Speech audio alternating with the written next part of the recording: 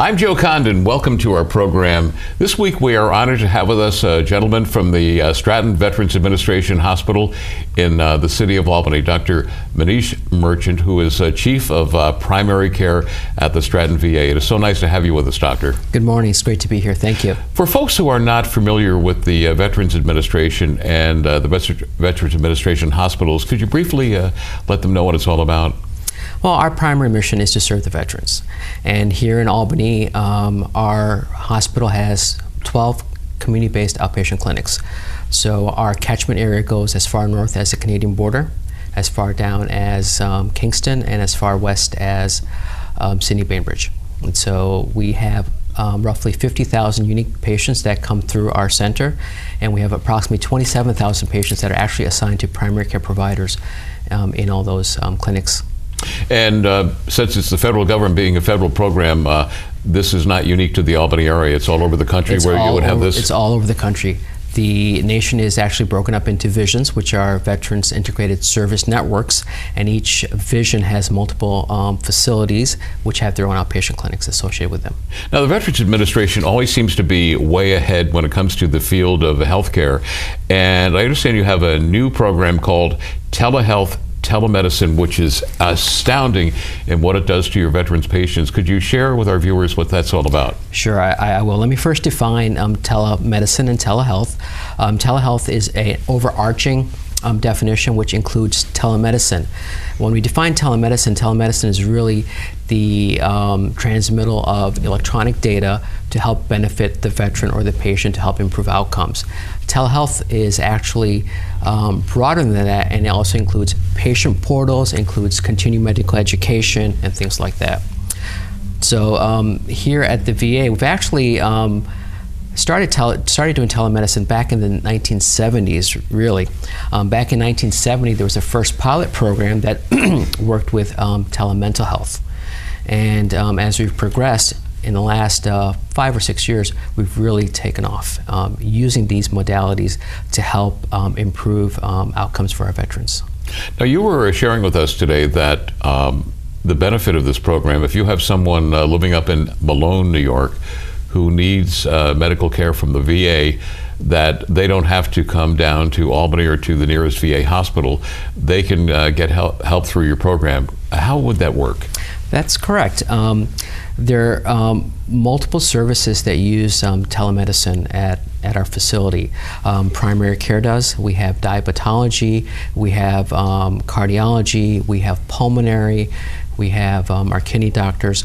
So all these specialists traditionally will see the patient the first time here in Albany. Mm-hmm. But for subsequent visits, they can be seen in their own community-based outpatient clinic. And so that will not necessitate the patient from actually having to travel down to Albany to be seen. Okay, so what exactly would happen? Somebody is not feeling well and they go to the outpatient clinic, and then what? Take it away from there. Well, for the specialty clinics, a patient would come to the primary care provider, and the primary care provider would do the evaluation and say, well, based on what I see, you really need to see the urologist, or you really need to see the pulmonologist. We'll put a consult into our electronic medical record, which is integrated, so whatever I see up in Malone, I would see in Albany, I would see in Syracuse, mm-hmm. I would see in Buffalo. So we're using the same electronic medical record. That consult will go to the specialist review it, and they'll contact the patient to schedule an appointment to go back to the CBOC for a telemedicine visit. Okay, so I would go in there as a patient and sit down. Would I be sitting in a room, obviously with a television screen there, and you would be obviously in a room with the television screen, and you would be able to communicate one-on-one like I was in your office? That is correct. The process in the clinics is that when the patient, first of all, we always make sure we get consent from the patient. We always ask the patient, would they want a telemedicine visit? If they don't, then we schedule a face-to-face visit. Sure. So we always make sure that they're comfortable, we tell them what's going to happen, and we have their consent to do so first. Telemedicine takes place over a very secure network. So we connect directly to the facility, so there's nothing else that goes on, or there's no chance that the video or the discussion that's taking place can be overheard. It's not a Skype thing then? It's not a Skype thing, no. It is on a secure network from our facility to the outpatient clinic. So when the patient arrives to the clinic, they're greeted by the clerk or the medical support assistant. They're the nurse or the LPN, or what we call the telehealth technician at the clinic, is alerted that the patient is here. The technician brings the patient to the room.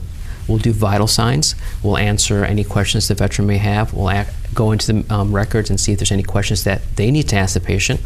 And then they'll let the provider know that the patient is there. Then the connection is made, and depending on the service, the technician either will stay there throughout the entire visit, or the technician will step out. The provider will go through, ask the patient questions of what's going on, and then using the equipment on the cart, the provider has the capability to look in the ears, do a skin exam, listen to the heart, and listen to the lungs. After which, we'll call the technician back in, review what the plan is, make sure the patient understands, and then that's the end of the visit.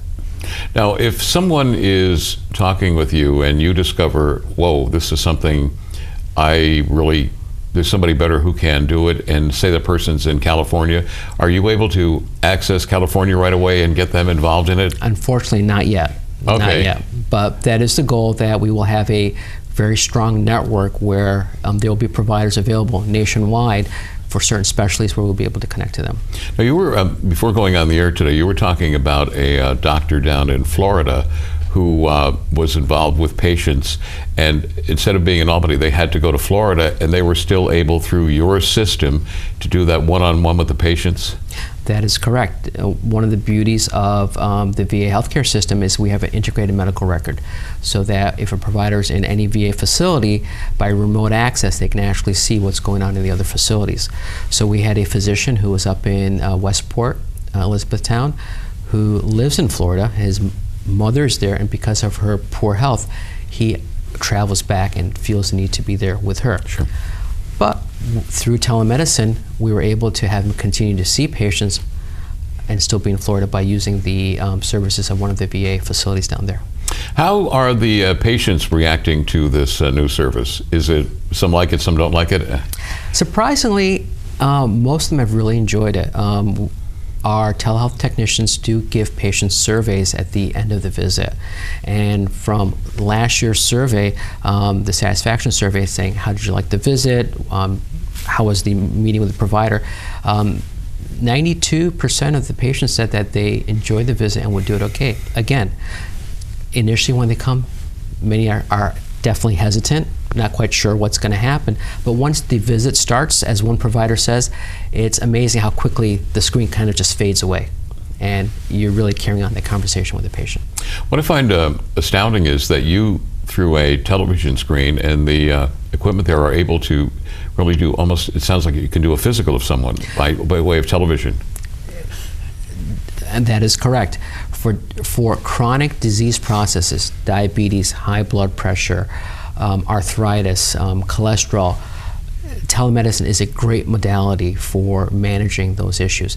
Definitely if it's an acute issue, an urgent issue, sometimes telemedicine is not the best, because I can't really feel, I can't touch, but depending on who's on the other end, they can be your hands to do that. Yeah, I was going to ask you about that. Someone who might go in and think they're having a stroke or a heart attack, it doesn't work in that way. Depends on what's going on. Okay. I mean, definitely we can do the EKG, and if we think we need to, we'll call 911, and the ambulance will come and take them to the nearest facility.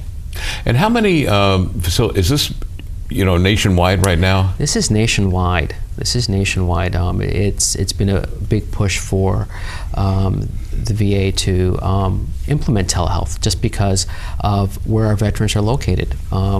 In primary care, we had 5.2 million veterans enrolled in primary care nationwide. Of those, 40% live in rural or highly rural settings. So telehealth is a great way to get our services to our veterans.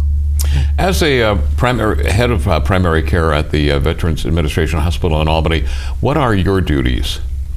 My duties are pretty much administrative for the most part. Right. So making sure that all these 12 clinics function properly, make sure our teams here in Albany themselves function properly, and then I also do telemedicine. When there's not a provider there or there's an issue, I'm either traveling to the clinics or seeing patients by telemedicine. I've had relatives growing up that were in World War II and used the VA services, but I've heard from your public relations person, Peter Potter, that the VA seems to be a big secret, and I've always been aware of it. That puzzles me. It puzzles me too. We are actively going out and trying to increase our catchment and meeting with the veterans. We have fairs that we have. We go to the VFWs and try to let the veterans know that we're there. There's great things going on at the VA, and things have changed in the VA. It's not the way it used to be. We have primary care teams. We've actually moved toward the patient-centered medical home, which is what's called in the community. The VA uses the term called PACT, which is patient-aligned care teams. And the goal there really is to transition things from being provider-centric, how things were, to patient-centric, where the patient is at the center of the healthcare, to provide longitudinal care, not episodic care. Traditional care, you'd see your provider, you won't see him again for another 6 months, 8 months, nothing happened in between.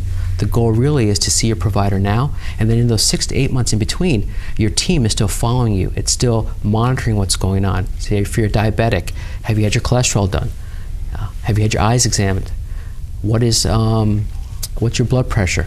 So throughout the continuum between those two visits with your physician, your team is following you. How are they able to do that? We have created, through the VA, because we do have such a wonderful medical record, we have reports that we can pull up that let us look at all our, say, diabetics. Right. And it'll tell us what their numbers are and who needs to be seen and when. But if they don't check in with you for 6 or 8 months, how are you able to follow them? Are they on monitoring equipment? Well, multiple ways. Nurses do contact the patients. Okay. And say, Mr. Jones, it's time for your eye visit. Or Mr. Jones, it's time for your colonoscopy. Whatever. We also have, as part of telehealth, something called a health buddy, a telehealth buddy. And what that is, it's a small little apparatus that goes to the veteran's home, and it's programmed for whatever's going on with the veteran. So if the patient has heart failure, there's a special module for heart failure. If the patient has hypertension, high blood pressure, there's a special module for high blood pressure. If he has diabetes, there's a special module for diabetes. And then there's also behavioral health modules. So if he's got PTSD or if he's got depression, there's special modules for that. So the veteran every day will get prompted by the health buddy to plug in the data. And some of these peripherals that we have are also, the data gets put in there automatically by Bluetooth, so the veteran doesn't even have to input the data. It's automatic. And at the end of the day, when he's done, he'll press a button, and by telephone, it gets sent to the medical center, where a registered nurse monitors that data to see how things are going. And if there's any red flags, they will contact the physician. Telehealth buddy to have at your home, that is astounding. So you really are able to check on them all the time? We can. For folks that are veterans and watching our show today and are not involved with the VA, what would you suggest they do? How do they get involved? Come down to your local facility, right, or to your local CBOC, and the staff there will direct them to the appropriate forms that they need to fill out, and they will direct them to either their veteran service officer or the veteran service center to help them get enrolled. And you offer so many services, and you're taking care of veterans right now from World War II right through today, right? That is correct. And not only primary care, we also offer specialty care. So we have surgical specialties, we have medical specialties, we have our behavioral health teams, we also have audiology, PM&R, a wide gamut of. Now, my understanding is, and you can correct me if I'm wrong, that if you are a veteran, you are eligible for these medical services and you should take advantage of them. The Veteran Service Center will help the veterans to see where they fall on their eligibility levels, okay, where they are, and then they will guide them to the appropriate clinic or the appropriate person for that.